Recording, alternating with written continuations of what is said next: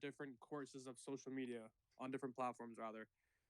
So depending on the audience, they can hear this in different kind of language, which is obviously great for everybody. We will try. I will talk to Woody. We will try. Yeah. Yes. So Woody and myself and will talker, and then we will try, and then basically, that's a very good idea. Thank you. Thank you. So back to the topic today. So back to the topic of the role of AI in Web3, and because recently the ChatGPT and AIGC is kind of popular, and actually we from my previous Twitter, and we said we have a miserable special guest today, and actually it's Nicola, and she represents the ChatGPT today. She will answer some AI question, our question, by using the answer of ChatGPT. Yeah, it will be interesting, and so I think the first thing we need to let our audience know maybe the big picture of this whole AIGC and all the whole AI industry. So maybe Victoria, I know you have lots of experience in the investment industry. So can you help to share your view on this, on the picture of this AIGC industry? Yeah, sure. I can give a quick start. Since previously I've looked into lots of project in the Web3 spaces, but most of them are not really focused or centered around with AI. But until recently, I've seen there are a trend that there is lots of projects not only talking about Soban token, but also talking about AI or the combination of AI and blockchain.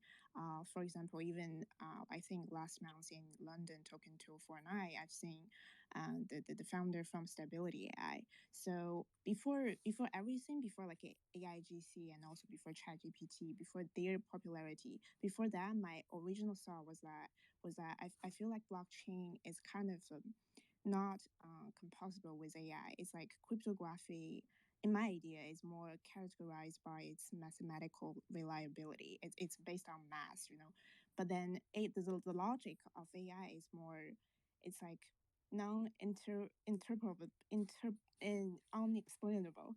It creates some conflicts, especially in situations where the context is unclear. But nowadays, with ChatGPT and also, Avatar and things like that, I've seen the trend that maybe in the Web3 world, AI is more in the future, we have our own DID, and then we can train our DID, or we have our own avatar. And even with the NFT maybe in the future can have their self-mind or their own brain, and then in the future it's kind of like a self-image of ourselves, and then they can go represent ourselves and talk to other NFTs in the world. So I've seen the trend there is project doing in this kind of thing.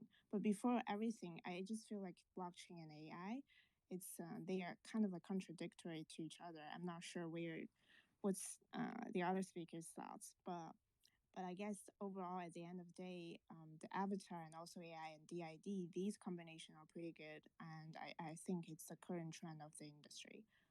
Yeah. Wondering what do you guys thoughts about this? Any add up of this?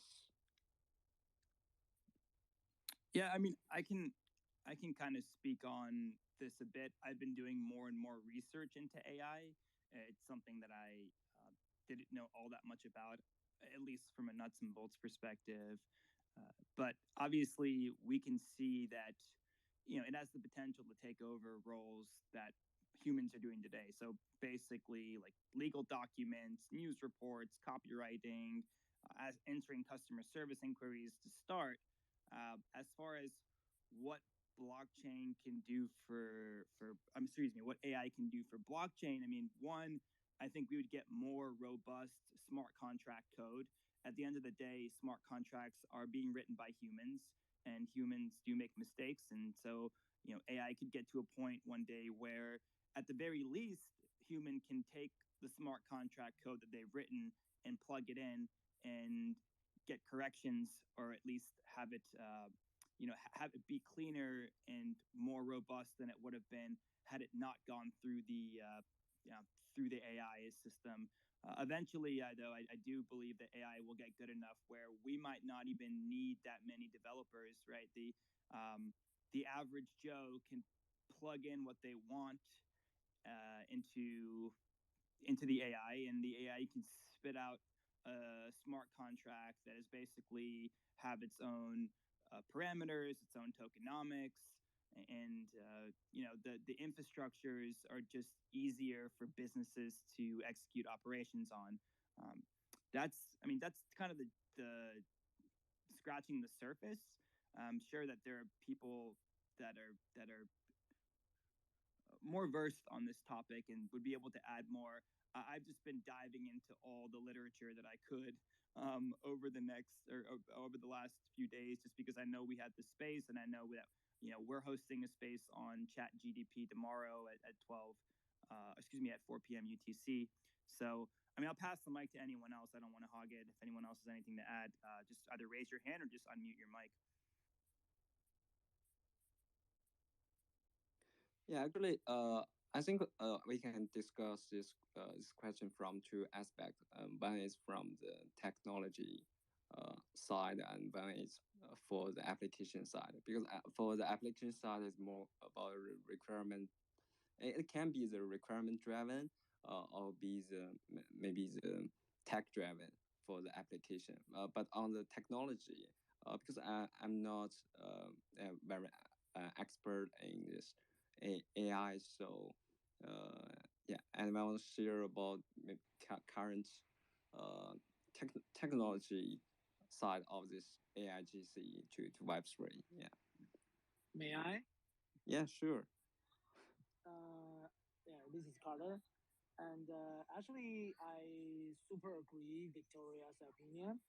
Actually, I am not kind of native Web3 because originally I start my business is from AI, and we do the knowledge graph, and by NLP is a natural language processing. Actually, this problem is about we need super much GPU, and we call computing to comes out our algorithms.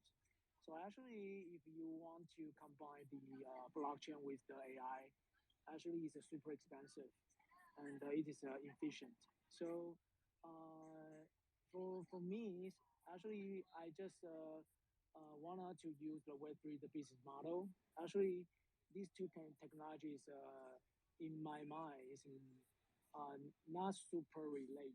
It's just kind of we put the algorithm on the chain, and we do the decentralized business. So I have a group, and I saw lots of people start to discuss about GPT and GPT-3. Actually, this is 3 years ago when I in Microsoft, and I know this very well. And it's not a new topic. This is an old topic, and so actually everyone know this one, but not about the on the blockchain. It's actually originally in a centralized business. Everyone's just like, for example, Microsoft they have a chatbot we call Xiaobing, and but because Xiaobing is super funny and can talk with you and can with your life. But actually, if you want to put this on the blockchain and or it is very costly. So how to solve this problem? Nowadays, I have no any answer.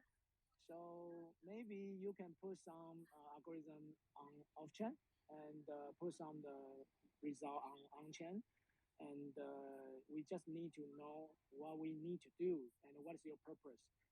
For our purpose for DID, and we need to prove our result is truth, it's not a fake. So that reason why I want to put down the Web3. So otherwise, other things, I will not use the AI or because it's too expensive. So that's my opinion. Thank you. Just really quick, Carter, as a as an expert on this, I'm asking, or from your expert opinion, don't you think that AI and even Web3 are still very much in their infancy?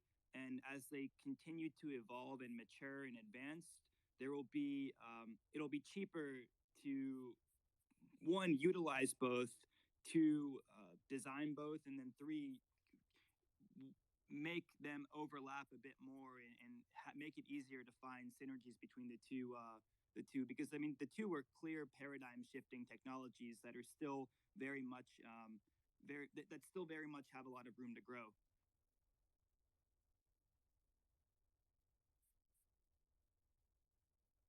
Carter, you're still with us?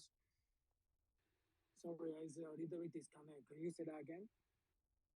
Yeah, sure. So basically, I'm asking you, since you seem to know a lot about AI, and you said it's expensive, and you're not really seeing where, where Web3 and AI can really merge. And my question to you is, since they're both very much in their infancy and they both still have so much room to grow, don't you think that once they mature, it'll be cheaper to and easier to work with both? And wouldn't that allow for builders to find more synergies between the two, as both are paradigm shifting technologies? And yeah, we'll love to know your opinions on that. Yes, yes.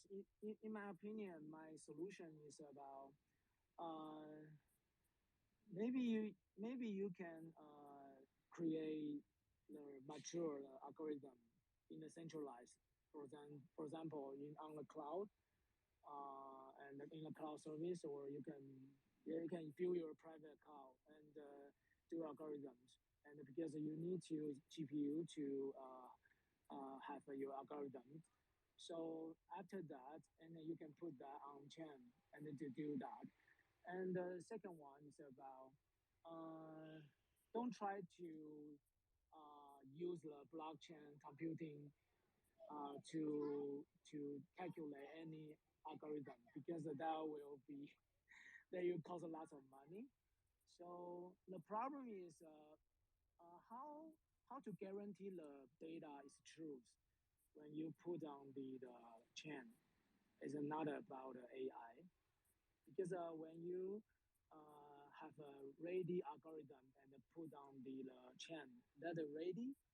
And but when you put the data in the algorithm, and how can you guarantee the data is truth? That's what we need to focus on, but not the AI. So that's my opinion. Carter, I have to ask for the sake of the conversation, because we're speaking about crypto and AI. Are you familiar with the protocols, with the brands that are involving AI within crypto? Because it's my it's my understanding that the week that chat came out and was officially released, over the duration of that week of 1 week, which is a course of 7 days, the user count went from obviously zero, which was none, to a million within a week, and it obviously outpaced a lot of other brands before.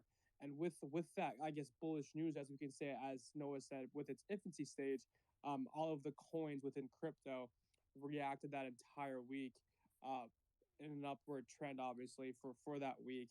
But are you familiar with any of the cryptos that are related to AI? Actually, I am not familiar about this part, but yes, I'd love to discuss more with you about this part. Yes. I don't want to personally shill any, but there are cryptos that, if you guys do your research on out there, that do operate with AI. So it's kind of a neat mix in how they kind of responded positively to the bullish news. So I guess the question I would, oh sorry, Woody, you had your hand up, man. Go for it. Yeah, no problem. Actually, I want to share my opinion that for Carter is saying that AI is expensive and they use the algorithm on the blockchain. But from our perspective, the AI can be used in the development side of the blockchain, like smart contract development and application development.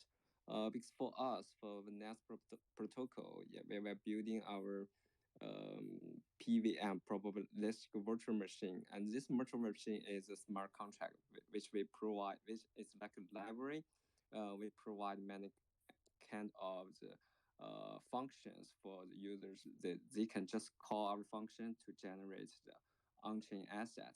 So I think maybe in the future, this kind of this smart contract can be generated by AI, because currently there is a lot of smart contracts that it cannot be easily writing, because there's easy to write smart contract with bugs in there.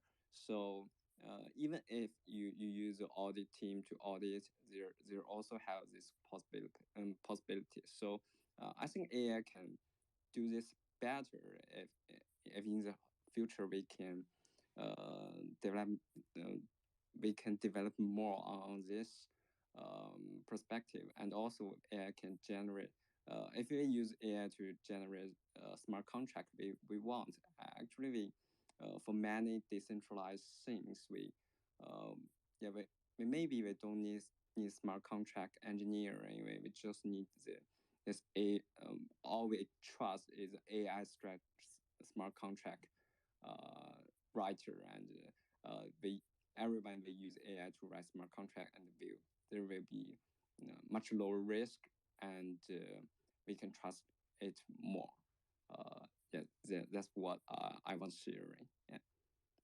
Woody, but this is surely maybe 2, 3, 4, 5, 6, 7, 10 years in the future. I don't see this being too I guess near from today's date.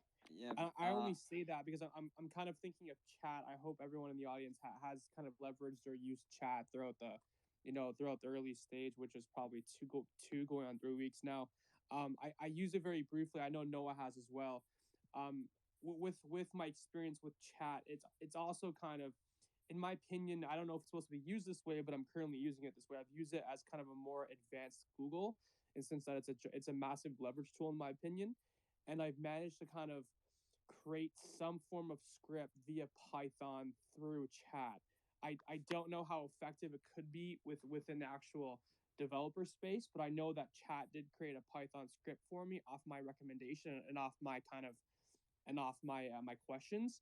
But to your point though, Woody, that's definitely something that's going to be implemented within the next. I'll be conservative and say 10 years.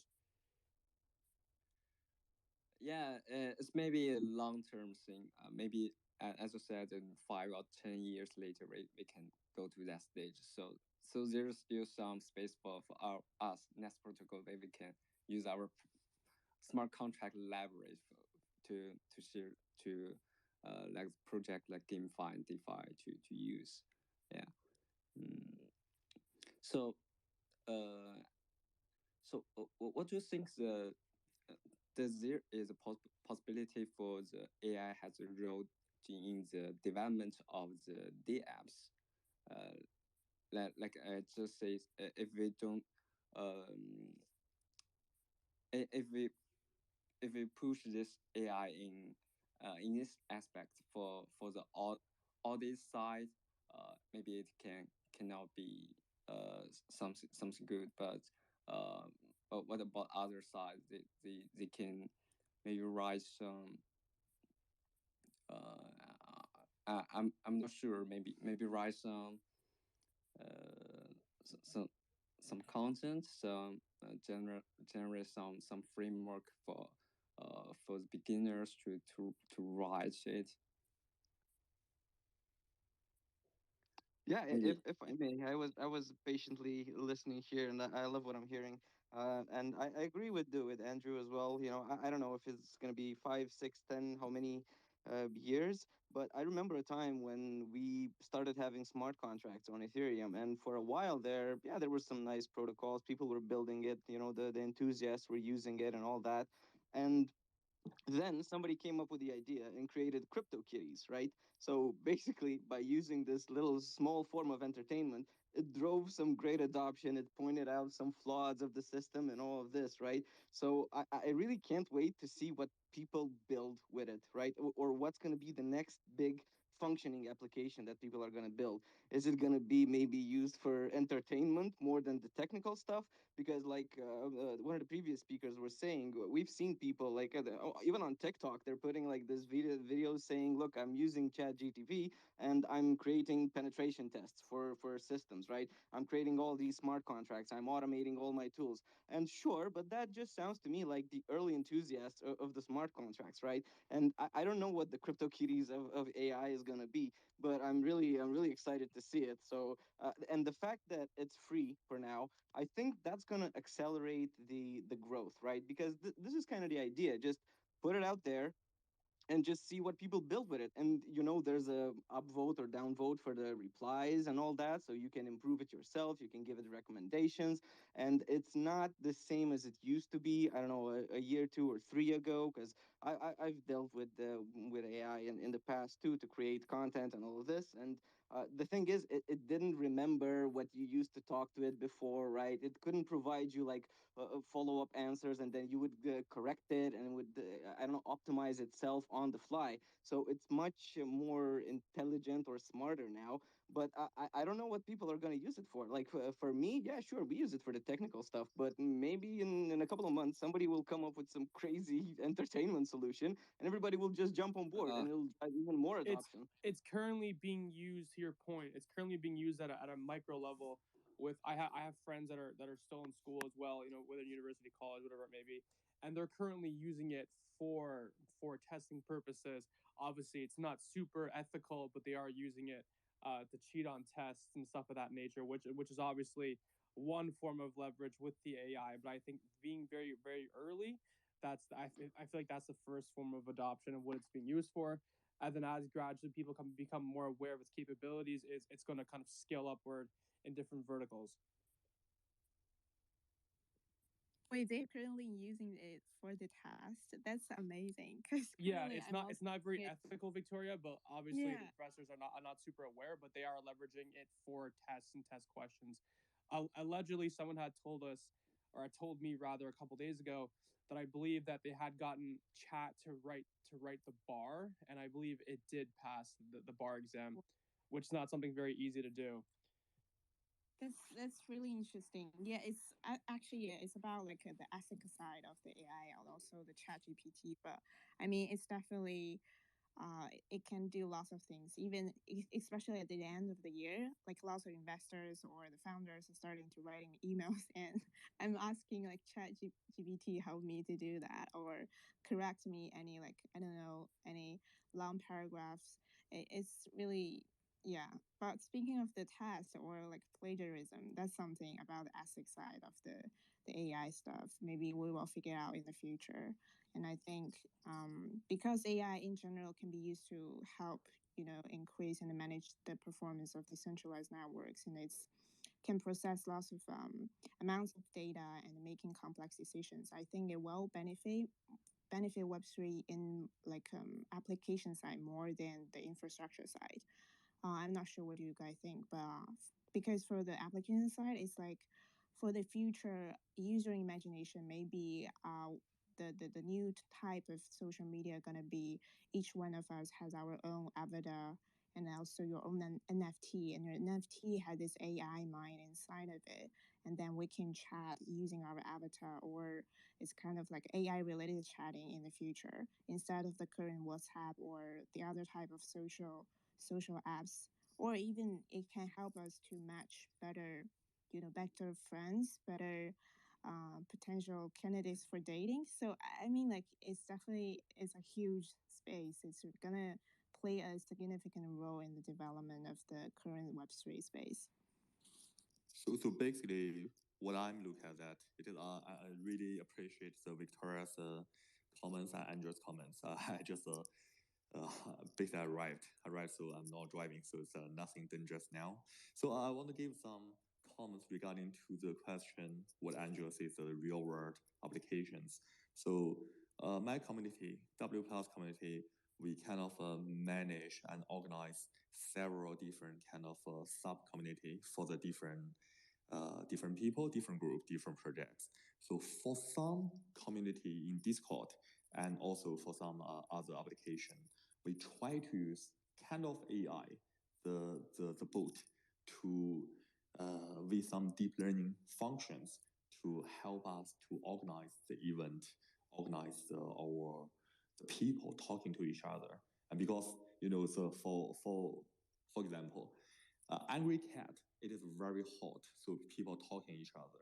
But we do have some projects as has been designed, published about 6 months ago. So right now it is a little bit getting colder and colder. So we try to bring the kind of AI with a little bit deep learning function to do that. Sometimes it's working, sometimes not working. But I'm thinking in the future, right? For these kind of things, I think that is future. So we will have in the social side, we will have this kind of robot to help us to with this web3 community and the operation or even the business development. But on other side, from very cool mathematics perspective, I do have I will not say very deep research, but for myself, I do have some deep thought. I thinking about that for weeks, for months for that. I give you example. So my project, this NFT, Angry Cat NFT, our staking system, it is the first in the world. It is the first one with a DeFi algorithm. So what that mean? So there's a 10,000 Angry Cat NFT in this world, but every cat have a different kind of a staking algorithm with them. So for example, if you have the different skin, different smell, different kind of different clothes, you will have use a different algorithm to calculate how much the ticket, how much token you can get when staking. But also there are some other algorithm inside there. But with that, I also try to bring some AI or deep learning into this picture. What that means? It is maybe in the future, the smart contract for the NFT, you can use AI to put into smart contract in your NFT and then use the NFT to make everything so very unique. So you got this NFT, but all your staking, all the behavior for your NFT will be different compared to other NFT. But the right now, I think the most important thing to me, to myself, it is a stochastic math. The reason of that is, I think the main difficulty for AI, it is if you look at all this kind of mathematics, all this kind of discrete mathematics, it is not that difficult. But it is if you look at stochastic mathematics, which means in this world, there's no black or white. There's a lot of gray. And then if the AI can really make it into that stage, I think that is a kind of future. So for example, for human, it is not like this man is my friend and this man is my enemy and it's black. No, it can be your friend, but in the next minute it can be your enemy. So there's a lot of blur or gray area. But in the AI in the past, you don't. But right now, when I look at this chat GPT, because this is a kind of language training, deep learning things, you can see the very advantage for this chat GPT. It is there's not only black and white, and we can see that using a lot of, for example, if you ask one question, it doesn't give you the direct answer. It's trying to give you some answer in the middle of that. So in that case, I think that is a huge step forward. Why? Because in the future, in Web3, in Web2, and then we can really using this function to do some real stuff. Because think about that, the people in US, in China, in all the different, in UK, have been living in UK for many years, in London. So when the people talking, it doesn't give the straight answer. They give the very blur answer to each other. So I think that's big advantage. I think this one is, that's why I'm so excited for this chat GPT. and then this one can really make a lot of NFT, a lot of GameFi into the real world with this AI.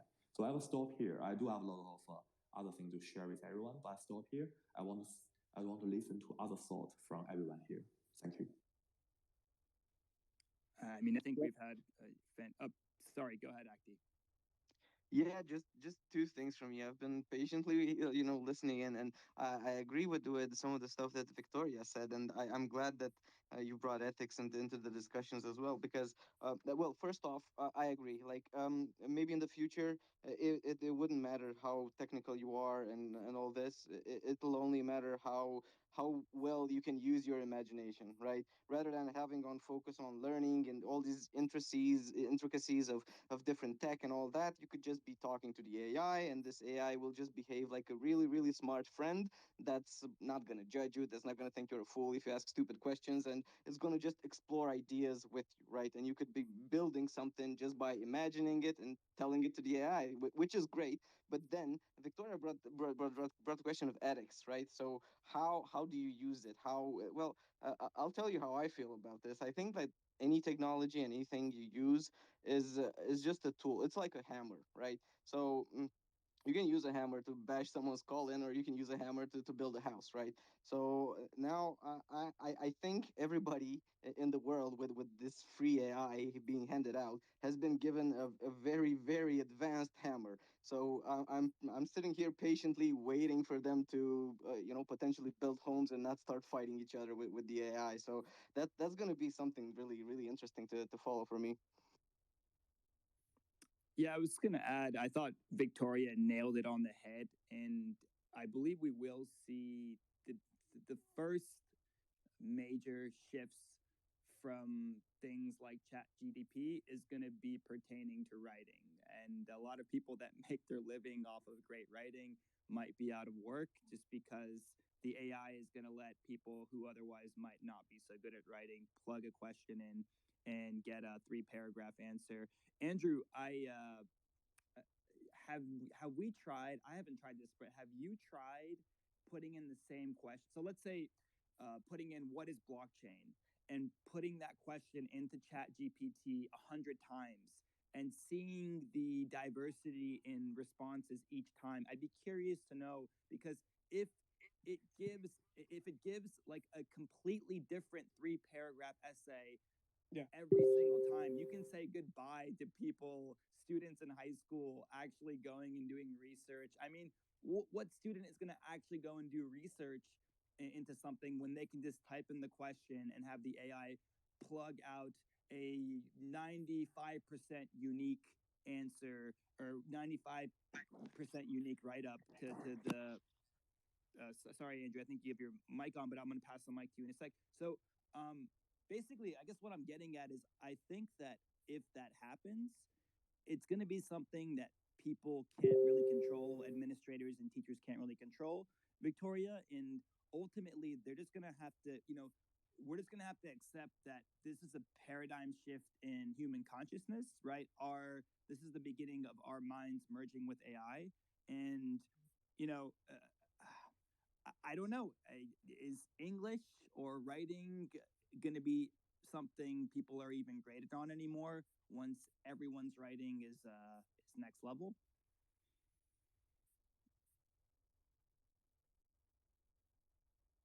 So I'll answer your question, but first I want to kind of circle back to what Victoria said in terms of the ethics. Yeah, so there's definitely an ethics component here with students and whatever it may be using chat for exams, cheating on tests, et cetera, et cetera.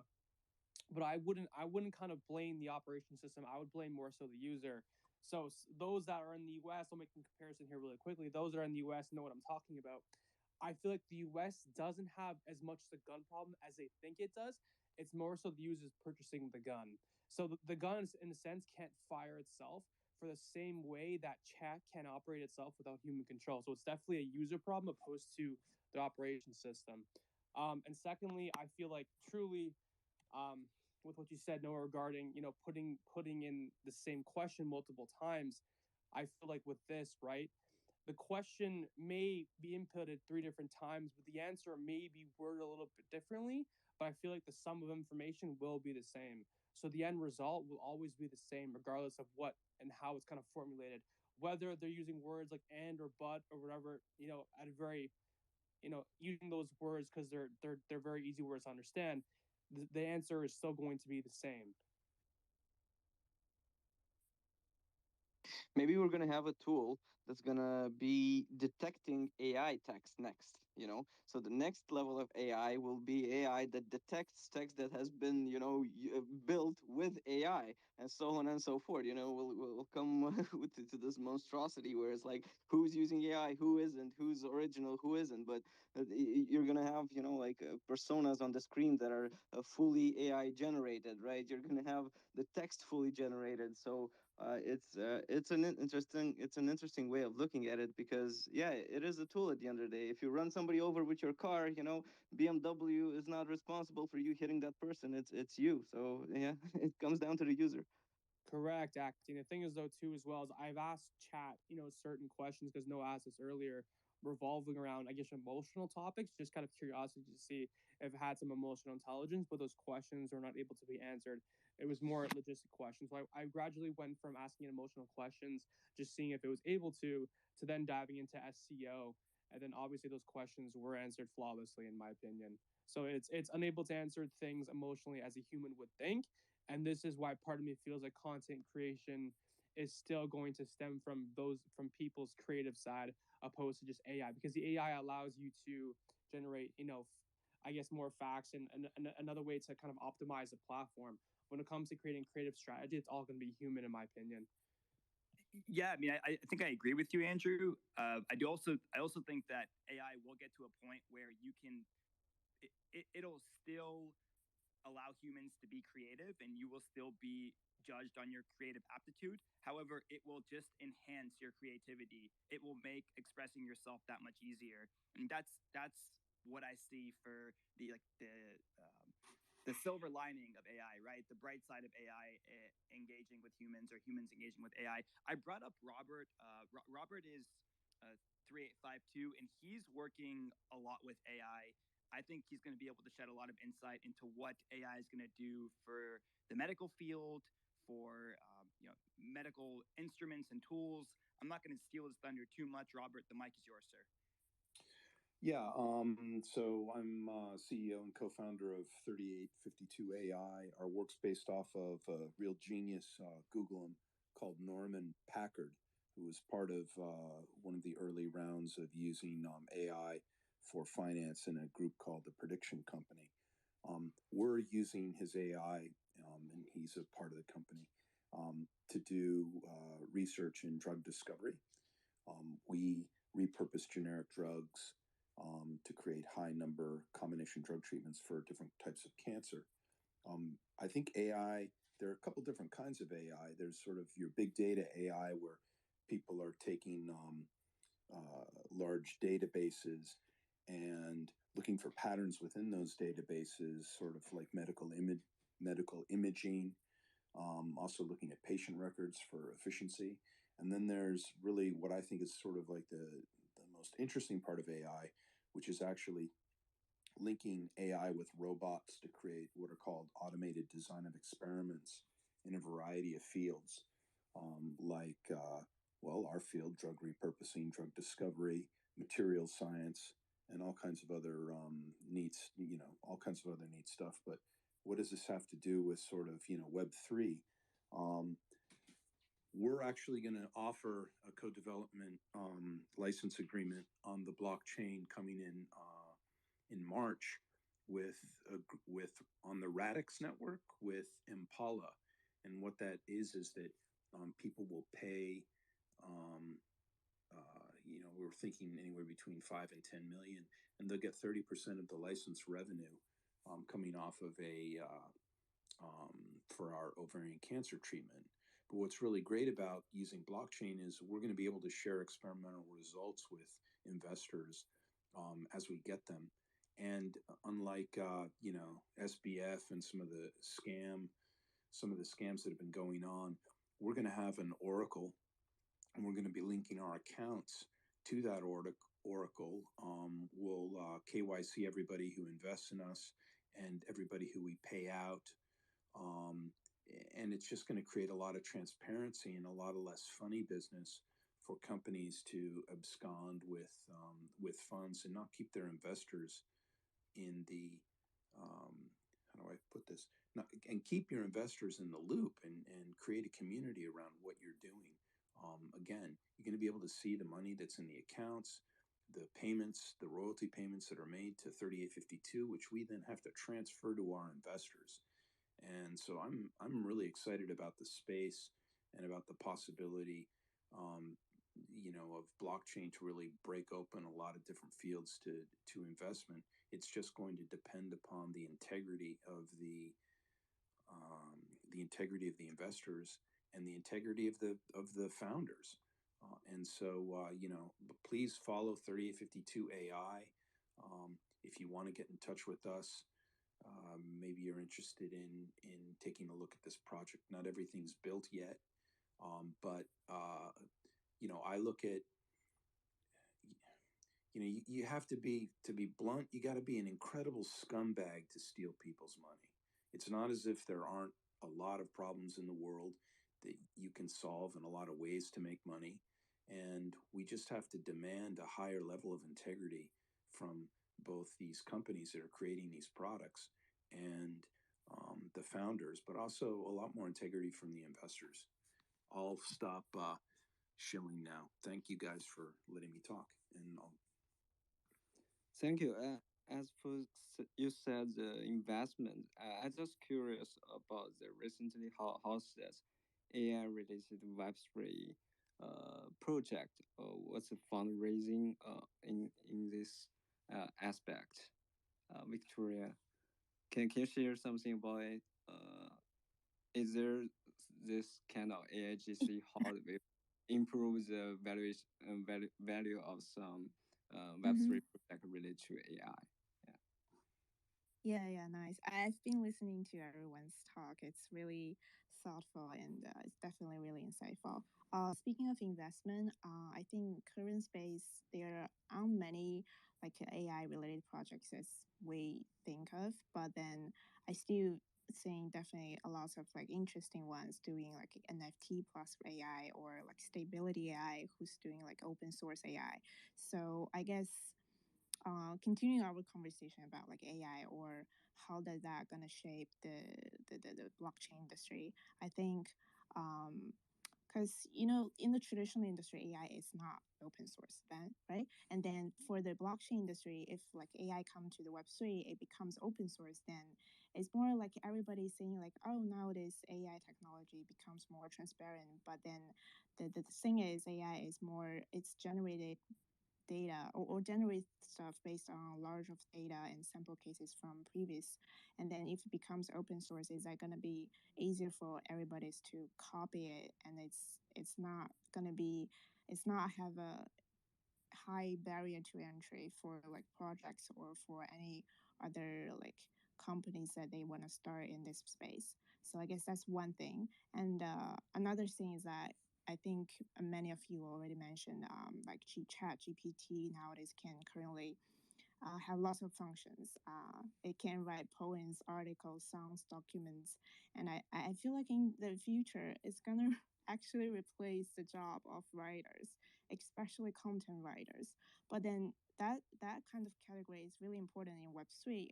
We have this creator economy, right? But if it's actually gonna probably kind of replace the job of the writers, I cannot imagine what that's gonna be. I don't have like specific answer to that, but I think it's gonna be a curious, interesting question to think. And also about like blockchain or like smart contract. If AI nowadays can generate contracts themselves, and then in the future, what if lots of like engineers or developers, are they, what's their like relationship between AI? Are they gonna use it to help them debug code, or maybe in the future it gonna replace the developers or the engineers, the coders job in the future? Yeah, it's just some things that I'm currently thinking about in my head. Yeah. we can definitely share some thoughts on this. Thank you, Victoria. I think this you bring the questions I have been asked myself many years, and actually a lot of different people talking to me regarding to that. So I'm a trader. So my area is equities and equity derivatives. So probably about 10 years ago, people already asked me.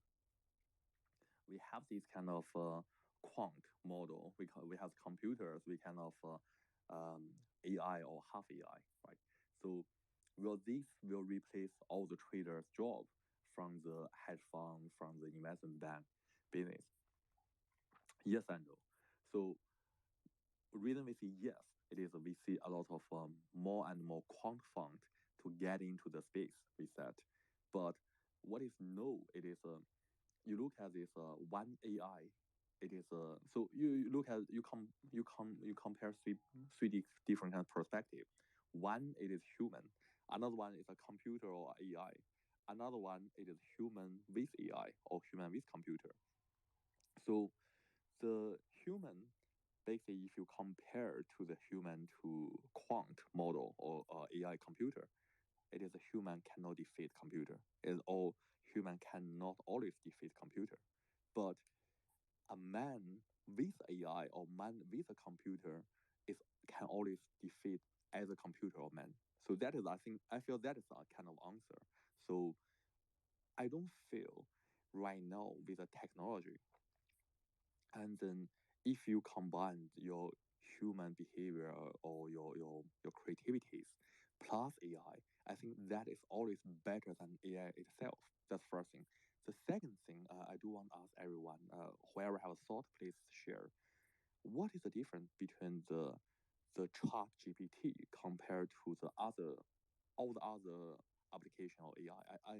From my perspective, I don't feel this huge difference. The reason I think that is in the past we do have kind of deep learning or AI or all the different kind of application like this, but they cannot. But the only issue here is they do have a logic. The logic it is right, but when they give answer, they cannot give answer same as a computer kind of answer. But right now, this Chat GPT, they give answer, but they try to make the answer same as human type answer. So they give a lot, they put a lot of descriptions, they put out adverb, adjective to put inside there. It's same as the people or human writing the essay. You know, when people write an essay, they put a lot of bullshit inside there. But if you try to abstract the essay, it's only have 3 point or 4 point. But right now, what I feel is the only big difference.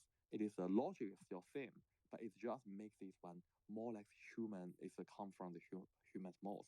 That's my second point. So basically, I do have these two questions. The first one is kind of a rather than question, rather than answer. So I feel a man with a tool with AI can always better than AI itself.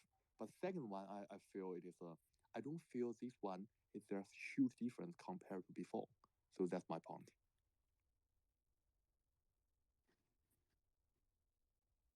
Yeah, go ahead.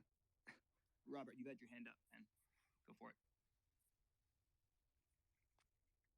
Robert? Yeah, we're a long way away. I guess there's two things that I'd like to address in terms of that question. The open AI piece. Open AI is a really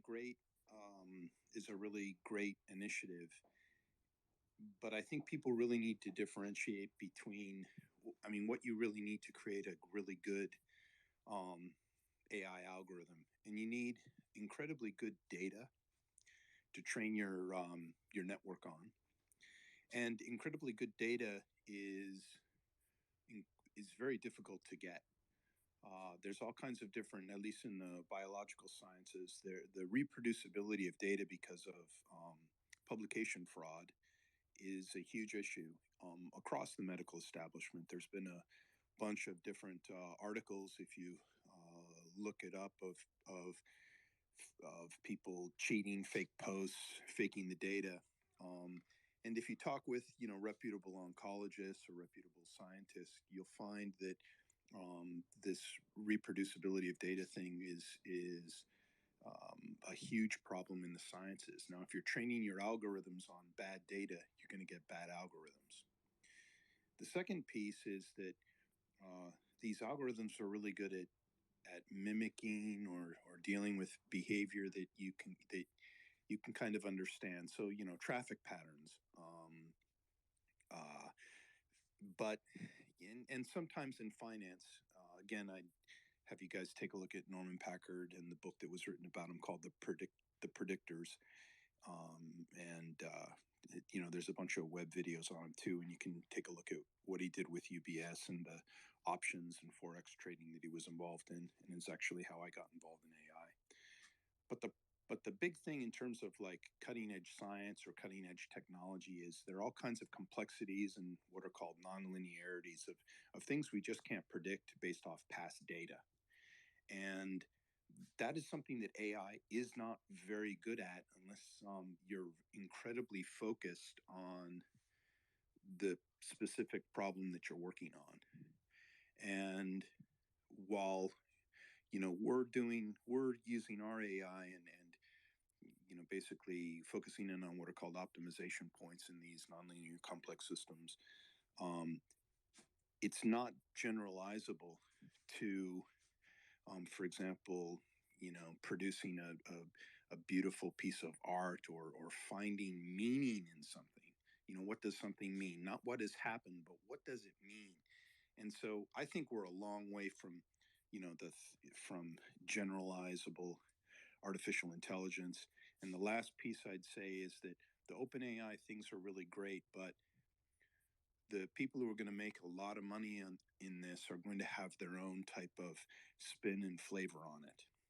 And so I'm not so sure how much from an economic standpoint or a capital funding standpoint that we're going to be able to do by sharing stuff. It benefits the sharing open AI movement, benefits those places where they're not engaged in a lot of fundamental research, or you need a pretty open and crazy society for people to take chances in order to develop really good AI. And the open AI movement about getting people to work on these common projects, I just don't see it. I see it being good for a limited number of applications, but not for generalizable intelligence. DK, I see your hand up, but really quick, Robert, I had a follow-up question to that. Don't you think that this is just the tip of the iceberg, and that, like we've seen with most technologies, there is going to be exponential growth in how they evolve and kind of how much value they bring and how much they allow users to actually do with them? Well, I agree with you. I mean, there's a self-organizing principle to any kind of technology. In other words, you're right. There's adoption, and then people figure out new ways to use things, and then this, it sort of takes on a life of its own. And AI is definitely taking on a life of its own, not really guided already, not guided by individual humans, but guided by some sort of collective self-organizing principles. I don't mean to spout too much jargon, so I see what you're saying. It's just going to be. I think it's going to be a lot longer time horizon than we think. I mean, we're not going to be walking around with human-like robots who can solve most issues or produce beautiful art. We have a lot of things that can mimic beautiful art, but the real genius comes when somebody sees something in a completely different way and makes it happen and communicates that. And I'm just I'm skeptical. It might be able to pass a Turing test, but I'm really skeptical that there's a blend between humans and human beings and AI and robots that we can do. I mean, that's what 3852 is doing. We came up with the idea to apply this tech to a specific problem set. That was humans who did that. And I think humans are going to have to, continuously act as catalysts. And in the end, AI is just a tool like anything else. and you have to figure out how to use a tool. It can either be used, a hammer can be used to make a house or bash somebody's skulls in. And so you got to, you got to pick what you want to do. 38 in your I guess professional judgment, how many years, obviously not for an exact number, but kind of a rough ballpark, do you feel that AI is going to take a surge and start kind of liquidating humans within XYZ industry, whether it be financials, education, automotive, whatever it may be? Well, there's really actually, that's a really great question, because what you're talking about is technical adoption, creating different industries. I mean, nobody makes, cars used to be made by carriage makers, and now they're made by robots. Okay. But there's still a ton of people employed in making cars. Okay. So I think there's going to be some creative destruction. There's going to be some adaptation. Like, for example, in the pharma industries, large scale pharma manufacturing will still exist, but there's a thing called high throughput experimental design, which is probably going to disappear in the next 10 years. There'll be scientists that will be able to adapt, but there'll be others who will, become unemployed. And the ones that adapt are probably going to, learn how to work more in sync with, automated design of experiments. In finance, if we had a working free market, okay, there's not a free market in the West, and there's certainly not one in the East. There's manipulations that go on all the time in markets for pricing. So your AI, and this is how I got into AI, your use of artificial intelligence to predict prices is, very limited. And especially if you're using open AI, and if everybody's got the tool, your competitive advantage is destroyed. So, the transformation is going to happen, but it's going to be kind of like the same old, in my opinion.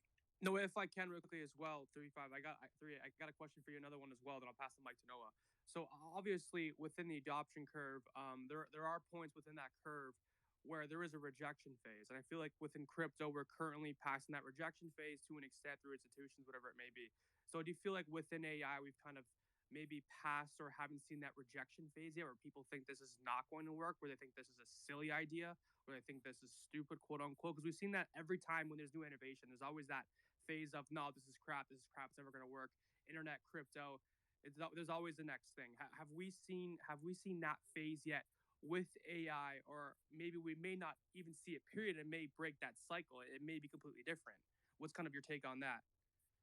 I think we're past that phase. I also think the phases of rejection,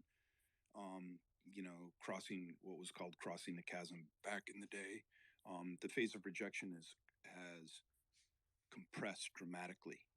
You can always find people who are using AI or using crypto, even though it might be rejected by the mainstream. Eventually, the most efficient thing is going to work out. Eventually, the truth, okay, does come out, and you're going to have to deal with it. And I think AI we'll see small rejections in particular fields. There'll be one coming up with big data AI driving medical diagnosis, and the sort of the promise and the delivery of that. But then there'll be other fields. I mean, I'm biased. I think our field will explode, but we'll see. Yeah, Andrew, I wanted to piggyback off of what Robert said, and he made a great point. At the end of the day, there is a ceiling to what AI can do. Human creativity, human decision making. Rather, human creativity is one of it. And I was reading an article from the Harvard Business Review. It talks about just maps in general, right? And us shifting to AIs to get directions. For example, we used to use paper maps. Now we have directions that account for road closures, like traffic conditions, tolls and turns. But the act of driving doesn't fundamentally change. And while I think Victoria made a great point earlier about a lot of writers becoming displaced, right? Because at the end of the day, it's going to allow people with those ideas in their head who might not be able to articulate them as well as the next person to do just that. I do think that there are certain industries that where AI doesn't necessarily displace people, but it just augments their ability to interface with that industry, right? So again, in the terms of maps, right, you're not really displacing drivers. Now we can talk about self-driving cars coming along, but initially we didn't see a shortage of drivers. In fact, paradigm shifting techs like Uber and Lyft increased the number of drivers. I think taxi drivers at one point represented about 1/10 of the number of drivers that we have on the road today as a result of those. Again, kind of going off on a bit of a tangent here, just to bring it back to what Robert was saying, I think that the Goldilocks zone for human beings interfacing with AI is a place where we allow it to help us express ourselves in ways that we might otherwise not be able to. Even myself, for example, oftentimes I get hit with a writer's block, or I get hit with an idea block, or I have this feeling inside of me and I want so desperately to be able to express it, but I don't know how to. And you can apply that same philosophy to tech, right? I'm not a developer, but I have so many ideas for ways that I would love to build something, or design a dApp. And if AI gets to a point one day where I can just set the parameters of something, and again, I'm circling back to what I was saying earlier, but set the parameters of what I'm trying to build and have it spit it out for me on the other side, I don't know about it displacing developers. Maybe it might make demand for developers drop because people with ideas are going to be able to put out this more freely and more seamlessly. No, you really you really feel like there is a ceiling for AI?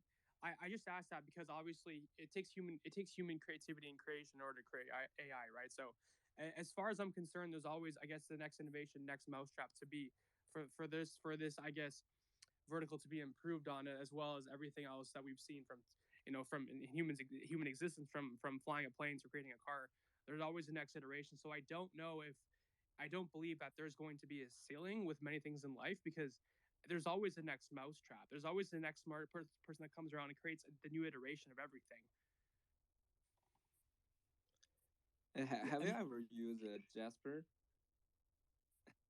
Yeah, it's an AI generated article API, and I actually in Web3, I think some exchange like Binance, they use this AI generated article to improve their SEO on Google.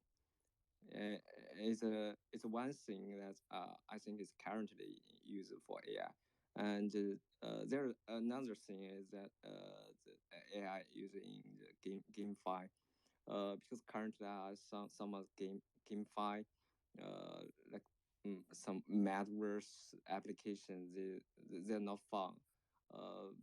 But I talked with some of this project team, and they're trying to use this AI AGC content to make players, they can generate more things for player to use in their game, and make this game more funny in the entertainment side.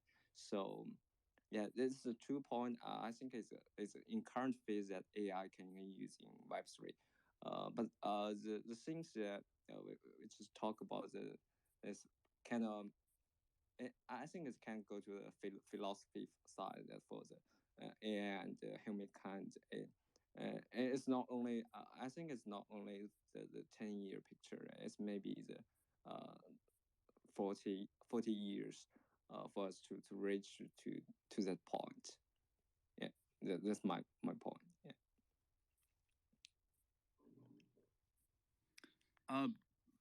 Robert, you just hop back on. I was going to ask you a question. Do you think there's necessarily a ceiling for AI, or do you think it's something that over time is just going to evolve more and more to the point where I don't know. I'm not educated on the singularity, but I've heard about the singularity, and that's the point where AI just kind of becomes surpasses human capabilities and human reasoning. Yeah, so I think what you want to do is you want to start off with what you think intelligence is. So drill down to that.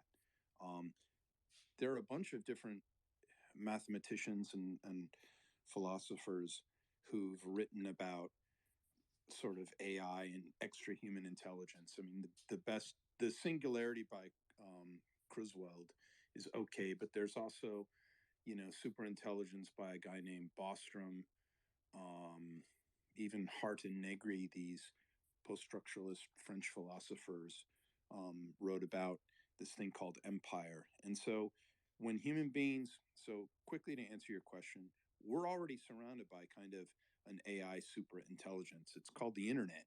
And every day, billions of people feed it information, and we can query it with these little devices in our hands and get answers to practically any question we want. We can also communicate with anyone on the planet in a way that we haven't been able to do ever in the history of well, we've never been able to do ever. And I kind of look at the internet as this overarching neural net that has now infected everybody in humanity, and it's doing some pretty crazy things and things that we can't really quite understand. I'll give you an example. And this may sound crazy, and no, I haven't been doing shrooms this morning or smoking marijuana. We're all made up of billions of cells, individual biological cells in our body. And they come together and they create this thing called, well, in my case, Rob Skiff. But Rob Skiff is an assemblage, a collective of all these billions of things. Now, that individual cell can't understand love, poetry, Mencius. It doesn't know about the great learning, an individual cell, but my collective does know about Confucius, Buddha, Jesus, does love poetry, painting, mathematics, science, and I'm going to go out for a run in freezing temperature here in the Northeast. So think of yourself as being part of this collective of humanity that is doing something that you may not be able to fully understand. And I think artificial intelligence, or this thing, humanity, this link between humanity and technology, we're going to continuously evolve unless we do, unless the thing self-destructs and we blow each other to hell. And so I already think the singularity is here. It's just not as, Kurzweil has said, but the singularity has been going on since we had, since civilization was created or started to happen, probably, well, some say 4, some say 10,000 years ago. So that's the end of my religious rant. Sure. So do you think there's going to be, you're right. Right now, we have pretty much all of the information of human history in the palm of our hands. The problem, and we have the ability to communicate with one another in a way that has never been seen in human history, as far as we know.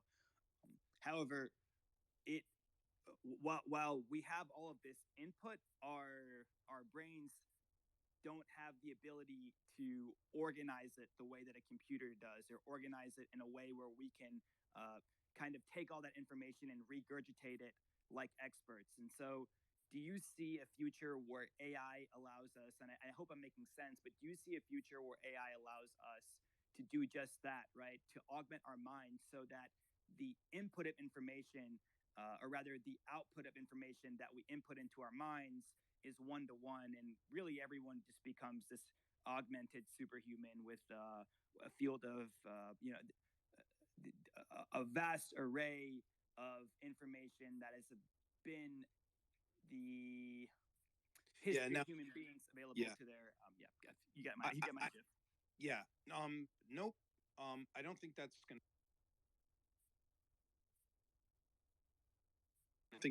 happen. What I think we need to sort of like concentrate on is looking for analogies in the past, but also recognizing we're in a completely different kind of era now. For example, if you take a look at the collective organism of a country, there are some countries that, because of the internet and the technology in the last 50 years and changes in culture, have made incredible strides in terms of the amount of output and information that they create and they use. There are others who have sort of, started to fall by the wayside. It's in these collectives that it seems like we have agency. Now, on an individual human level, it's amazing. I'll admit I'm in my 50s, and I remember the era before the internet. It boggles my mind that I can read anything from my phone. It boggles my mind that I can contact anyone on the planet, that I can have a business, financial, friendship with anyone on the planet. And those, the artificial intelligence piece and the blockchain are kind of pointing to the edges of how we can integrate more as a society, but also as we can choose to engage in more transparency, more democracy, more power for the individual, but it's always going to be within the context of the collective. And maybe we're getting a little bit like off topic. I'm not so sure whether looking at it from an individual point of view is productive as much as looking at things from how an individual's life has improved within the context of the collective. So yeah.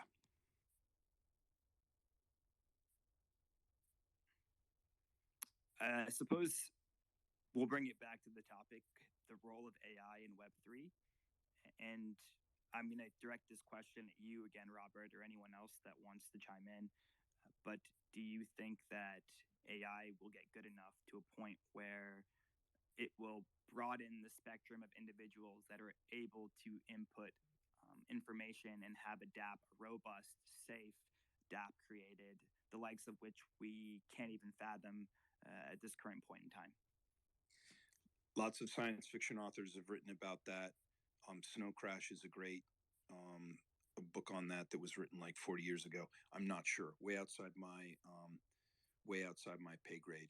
I think things are getting better for us as individuals and as humanity, and I think that Web3 is something that's going to really push the values of transparency and the DAOs with democracy and governance. And so I'm really excited to see what people have. But it's going to be the younger people, the people below the age of 35, who are going to lead the charge with that. Not the old farts like myself. So we should get out of the way of the younger people, because you guys have the best ideas. And with that, I will shut up.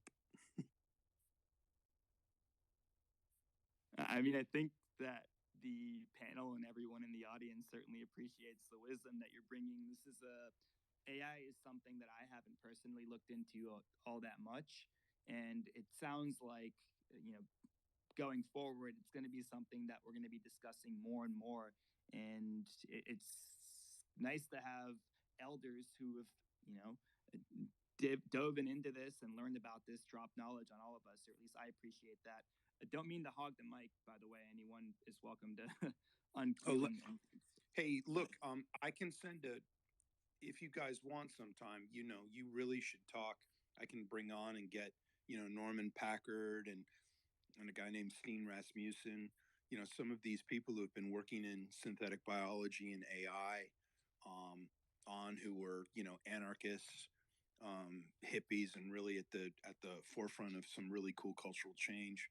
So, and they're 10 years older than I am. So just let me know, and we'll have a discussion. It'd be pretty cool. Yeah, I mean, we're gonna be co-hosting these spaces with the Nest protocol team going forward. And I mean, I think that everyone here can agree we would love to have those individuals, including yourself, on. Nest Protocol is going to be co-hosting Aquarium episodes with us. They're going to be co-hosting one with us tomorrow at 4 p.m. UTC, 11 a.m. Eastern Standard Time. So if you wanted to bring on some of those individuals, we're doing a broader topic. It's titled Chat GPT: Implications for Humanity, and we really want to just dive into not just the role of AI in Web3, but the role of AI in our everyday lives. I know that ChatGPT is still just the tip of the iceberg, right? I mean, I have a friend who's a very talented developer, and I wrote him saying, "Oh, have you checked this out? This is awesome. Apparently, it writes essays for you, and it answers any question you have, and it might write code for you." And he plugged in some of his code, and he's like, "This is bullshit, man. This thing sucks. There's no way this thing is gonna be able to displace me anytime soon." So it'll be interesting to have people who are professionals and experts and hear a broad range of ideas with respect to how AI is going to change our lives, not just in the near future, but in the distant future as well. Just quickly on that point, Noah. Yeah, I think so too. If you're a smart, good, versed coder, you can tell the AI to build something really robust for you, right? It remembers what you said. So if you want to upgrade the version he's using, if you want to upgrade some of these, I don't know, parameters that the AI is using, sure, you can do it, but you have to teach it and show it how to do it, right? And so you got to think to what degree will this be disruptive, right? Because we were talking earlier, when it comes to creativity and storytelling and all that, it's probably not as damaging because if you're creating, trivial lists and the top 10 this, top 10 that, well, guess what? Like the good authors, they're going to figure out how to use AI themselves, right? So they're going to incorporate it in their daily practice. But what can be a little bit more damaging, I would say, is when you task these set AIs with, say, taking different stances when it comes to debates around what we were talking earlier, right? And ethics, politics, religion, and all that, right? Because it can have much greater implications if you say start targeting a certain racial group or certain religious groups, right? And that could be a little problematic, but it just goes back to there's always a human behind it. We're not very close to having this sentient AI that's going to spew out ideas on its own, right? And somebody else made a great point earlier. I want to reiterate it. It's no AI is as strong as a human plus an AI, and I think it's going to stay that way for the time being. Another question to the panel and Robert. I've watched interviews of Elon, for example, talking about the dangers of AI and how certain people or certain entities that are building with AI are going in the wrong direction. So, what do you think about that? Is that a bit far fetched? Is it out of? Is it? Yeah, would love to hear your thoughts. I think I've talked enough. There are some really bright people, so I will shut up and listen to the wise. Okay, for sure. If anyone else in the audience has any insights to add, just request to come up. Amir, I see you. Let me bring you up as a speaker.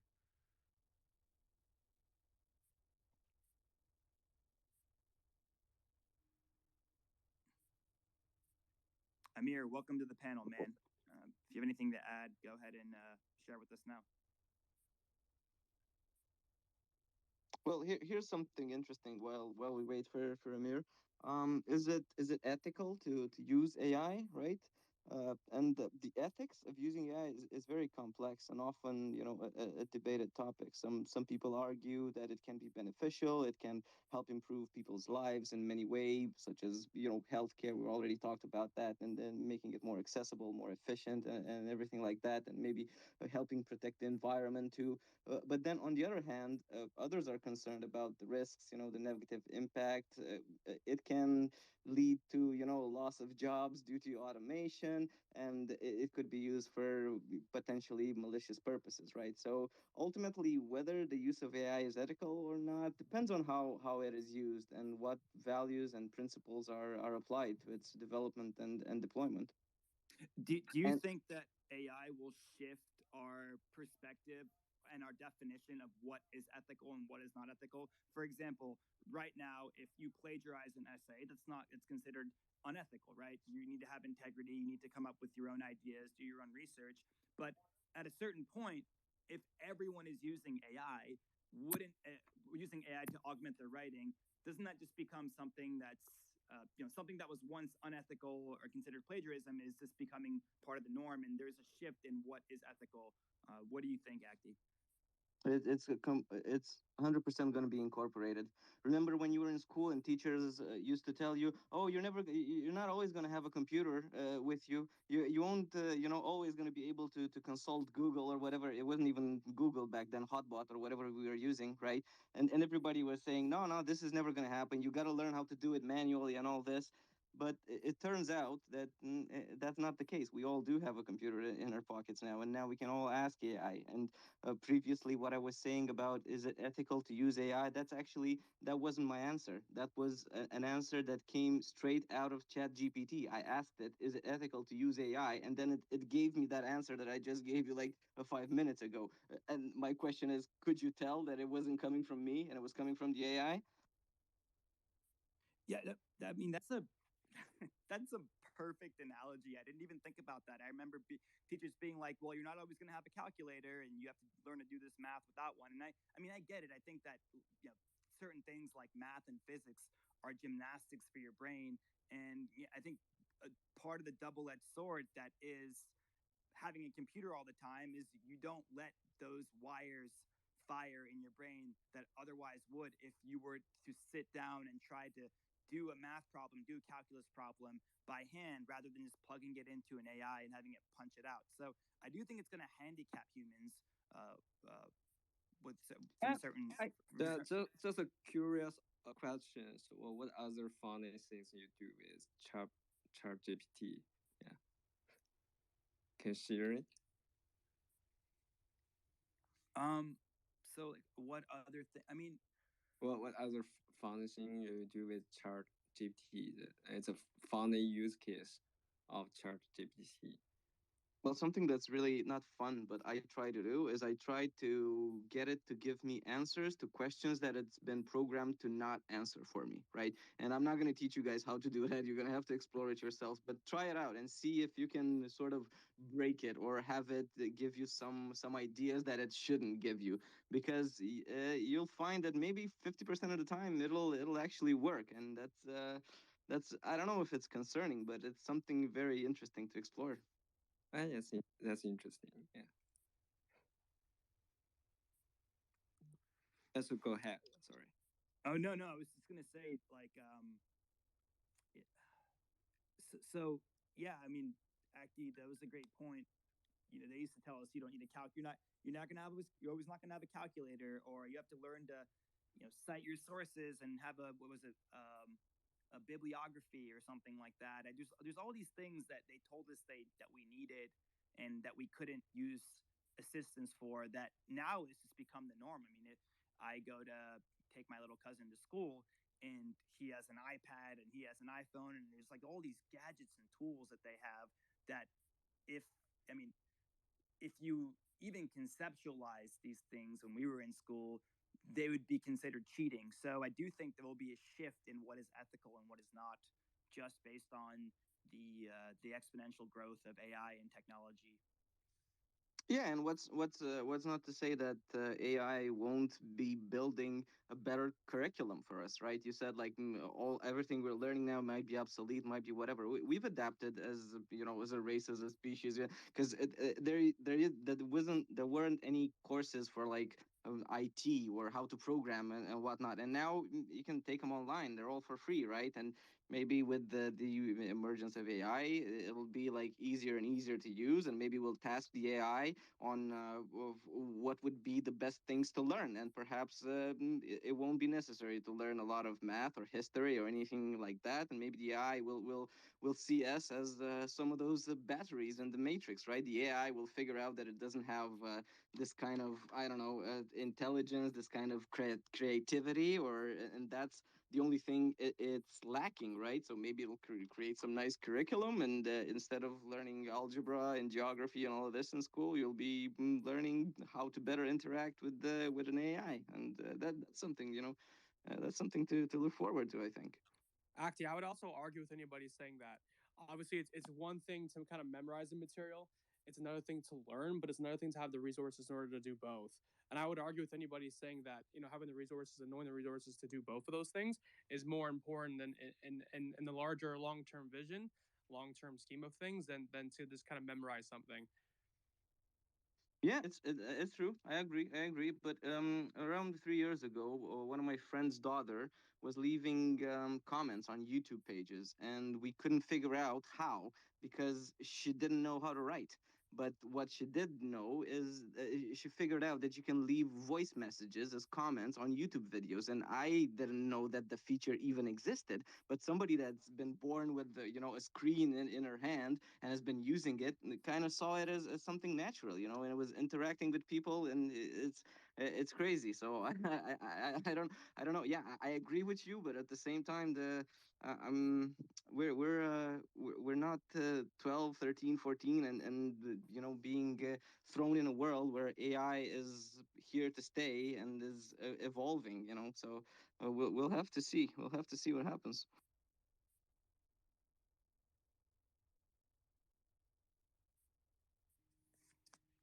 Yes. So W Nest, curious to know what you guys think about kind of what's been discussed over the last 30 minutes, and yeah, I'd love to hear your perspectives. Yeah, I love the comments from everyone here, and also everyone just exchange the thought. But from my thinking, it is I'm more thinking about what we can use it in the Web3 world, and also what that means to the ecosystem. So the reason I'm saying it is I'm designing a lot of different kind of ecosystem to the GameFi and NFTFi. So inside this GameFi and NFTFi, all the ecosystem you have to link to the finance, right? So basically, um I love to bring the topic into very specific areas. So in the ecosystem, if you come to the Web3, and then if you want to make the GameFi or NFTFi make sense, your ecosystem, one, it is has to be has their own productions. Two, probably need some creativities.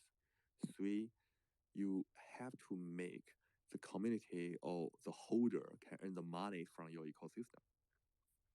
And right now, about 90% of the projects, their ecosystem is just fake ecosystem or just a kind of Ponzi ecosystem. But I'm thinking with AI coming into this picture and with real productivity or real creativities, and then probably we can make the ecosystem a little bit better. And with a better ecosystem, I think Web3 can basically the holder of the GameFi or the holder of the NFT file, so can get the benefits from there. So that's what I'm thinking. But how could that develop into that directions? We have to wait. But when we wait for that, I think everyone, it's not we only wait for the technology.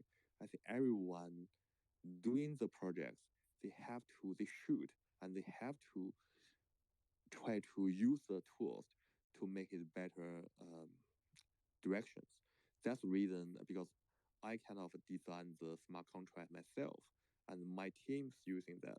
So that's the reason I give the instruction to my team is that when you design the smart contract or even when you design the ecosystem, you have to bring the AI into the picture. So that is the directions.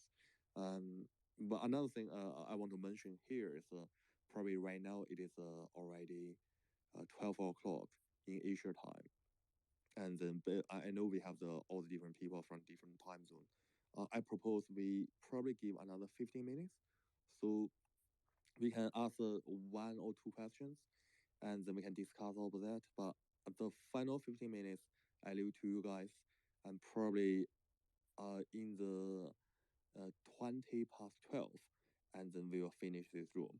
How do you think, guys? Uh, Yeah, welcome next. I agree, agree. And also, I want to add up one thing is that I think is kind of interesting, and I have a similar thinking of W. Yeah, what I'm thinking of is AI things is about to how to help us to build smart contract of the to generate our the apps more easily because this is things we are also trying to do our actually about our front end engineering. We were just doing this, trying to use this open AI to generate some front end code for them to develop much faster, and also he also tried to generate some articles for our ICO. And yeah, we're also trying to build some GameFi project, and try to use this AI as a tool to develop it. So yeah, I'm not saying I'm not sure is it if I say it to the level of east or west, I think it's too broad for us. But yeah, I kind of think that yeah, W and I have the same feeling that yeah, we're trying to find out how we can use this AI to help to us to try to yeah, to help us to build some smart contract, because I because I don't know how to write smart contract, but I think if I have two of this maybe this two can will be I can only use this tool maybe in 5 years, maybe in 3 years. But if I can use it, and it may be easier for me to maybe make a startup, to maybe just teach some other people in our community. They can do all of the apps based on our ecosystem, NAS ecosystem. Yeah. Yeah, that's the thing. And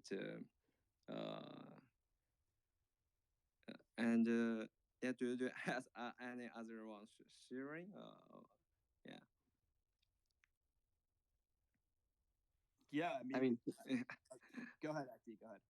Yeah, just because we're kind of wrapping things up here. So, yeah, I'm very bullish on AI, very bullish on Web3. You know, Web3, the third generation of the World Wide Web. You know, we're focusing on decentralization, we're focusing on security, we're focusing on a more inclusive internet, right? So AI can enhance all these capabilities for sure. You know, it can be used to improve all the functionalities we've been trying to improve all these years, and it can provide new services, new capabilities. It can provide, you know, curated experiences. It can help you with automated decision making, and yeah, it has a tremendous potential. So overall, the use of AI in Web3 has you know, the potential to improve everything from efficiency, security to accessibility, and create a much better and decentralized internet. And yeah, this has been a great panel. So I just wanted to thank everyone, you know, for joining, and thank you for allowing me to speak here. It's been awesome, and I've written some stuff down that I'm gonna have to go back and research myself after this. But yeah, it's been amazing. So thank you, Noah, thank you, W, and everybody else that participated. You know. Thank you. Yeah, just piggybacking on what Woody was saying and what we were talking about earlier in the space, is I think it's the Web3 space as you see it today. AI will eventually make it easier for more of us to build, whether that's our own Web3 startup, whether that's our own DApp. It's gonna allow us to interface with this tech a lot easier. I mean, Solidity is not that hard at all relative to other programming languages, but it's going to augment a lot of what you see today. I'm not sure when it's going to happen. Again, by no means I'm an expert. I'm still learning about this stuff, but I do see it making the barrier to entry, or lowering the barrier to entry for people that want to get more involved outside of just the investing side. So yeah, I also want to thank W. I want to thank Woody. I want to thank the Nest Protocol team, and everyone else for joining, or for them to have us on to co-host Whale Coin Talk, and to have everyone else on. I mean, this has been a great space. We had over 100 and over 1,100 people in here at one point. So if you enjoyed the space, give everyone on the panel a quick follow, and we're going to be doing a lot more of these, again, co-hosting a lot more of these with the Nest Protocol team going forward. So definitely join their spaces. They obviously bring in a massive audience, and join our aquarium space tomorrow at 4 p.m. UTC. Nest Protocol is going to be co-hosting that with us, and it's just titled Chat GPT Implications for Humanity. So while we will cover the role of AI in Web3, we will also be covering the role of AI in our everyday lives, and whether technologies like Chat GPT as they evolve, or not whether, but how technologies such as Chat GPT as they evolve will begin to change the way that humans every day interface with reality. So, with that said, I'm going to pass the mic to the main host, W, for some closing statements. And again, I appreciate you guys having us at Whale Coin Talk on here today. Thank you, guys. Thank you. Woody, do you want to talk before I'm talking? I really want you to give us some. Yeah, I just want to say thank you to Welcome Talk for host, and thank you W, because the technical issue on our side, you have to us to open this space, and thank you all the panelists here. Yeah, definitely we will have more collaborations later, and I think it's also a very good platform for us to share our opinions. Yeah, and I learned a lot today. Thank you. Yeah. So with the Woody from Nest Protocol and with the Welcome Talk, so basically today we have a very wonderful space, and going forward we'll have more and more space like this to bring the people and bring the foreign from the Western world and Eastern world from US. I've been living in London for 19 years, so but right now I'm in Asia, so I really appreciate the people from Asia, from China, from Hong Kong, from Singapore. I understand what they're thinking, and then but right now I think it's time for all the people from US to understand what the Asian people think about Web3, and also for the Asian people to understand what is the US Europeans Web3 native people thought. So I think that is very meaningful. I think that is even more meaningful than AI itself. So that's why I'm thinking today's space is super beautiful. And this is a very initial step, the first step. But in the future, I'm pretty sure with Woody, with Welcome Talk, with all the friends here today, we'll make it happen. Thank you, everyone. Good night. Bye bye. Thank you. Thank you, everyone. Bye bye. Thank you. Thank you.